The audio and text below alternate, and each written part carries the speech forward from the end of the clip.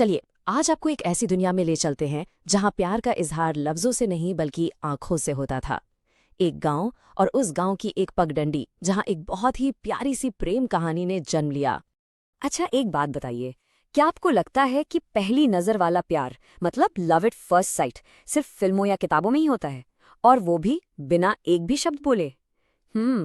शायद आज की हमारी ये कहानी ना आपको इस सवाल पर फिर से सोचने के लिए मजबूर कर देगी। तो चलिए मेरे साथ कल्पना कीजिए, एक गांव है और शाम का वक्त है, सूरज बस डूबने ही वाला है और वो जो हल्की हल्की ठंडी हवा चलती है ना, वो चल रही है। और खेतों से सरसों की फूलों की वो मीठी मीठी महक आ रही है। कितना सुकून है ना इस माहौल में। और बस इसी प्यारे से माहौल में एंट्री होती है हमारी कहानी के दो किरदारों की। एक है गीता सिंह, सिर पर घड़ा रखे कुएं से लौटती हुई, जिनके चेहरे पर ना एक बहुत ही मासूम सी मुस्कान है।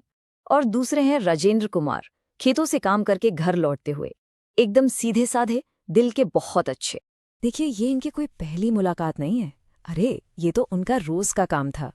उसी पगडंडी पर रोज आमना सामना होता था, आंखें मिलती थी और बस बिना कुछ कहे होठों पर एक हल्की सी मुस्कान आ जाती थी।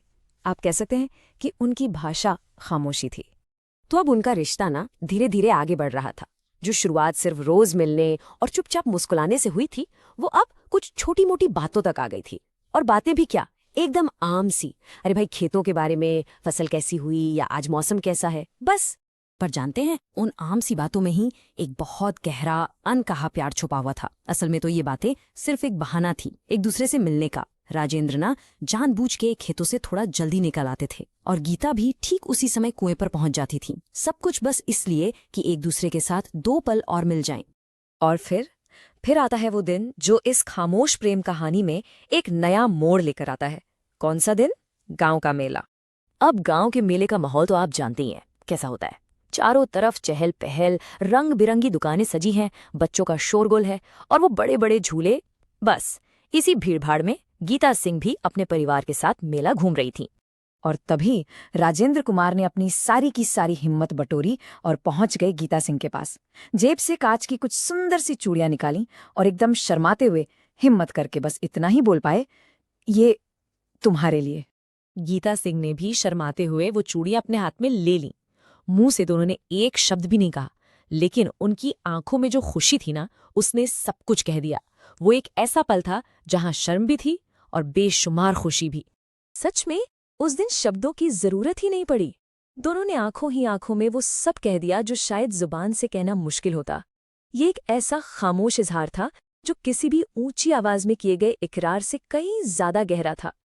और बस यहीं से उनकी प्रेम कहानी एक ऐसी यादगार कहानी बन गई जिसकी मिसालें गांव वाले आज तक देते हैं।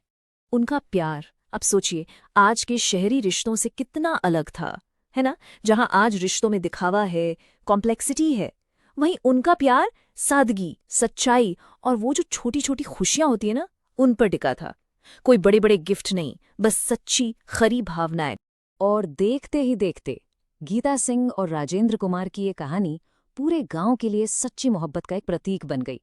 लोग उनके प्यार की कस्में खाने लगे, उनकी मिसालें देने लगे।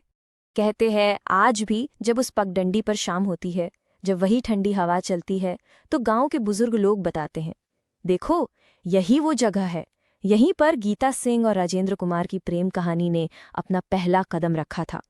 वो रास्ता, वो पगडंडी आज भी उनकी मोहब्बत की गवाह है। तो ये कहानी ना हमें एक सवाल के साथ छोड़ जाती है। सोचकर बताइएगा, क्या आज की इस तेज रफ्तार भागदौड़ वाली दुनिया में ऐसे सीधे साधे सच्चे और खामोश प्यार के लिए कोई जगह बची है? क्या ऐसी सादगी आज भी हमें मिल सकती है? सोचिएगा जरूर इस बारे में।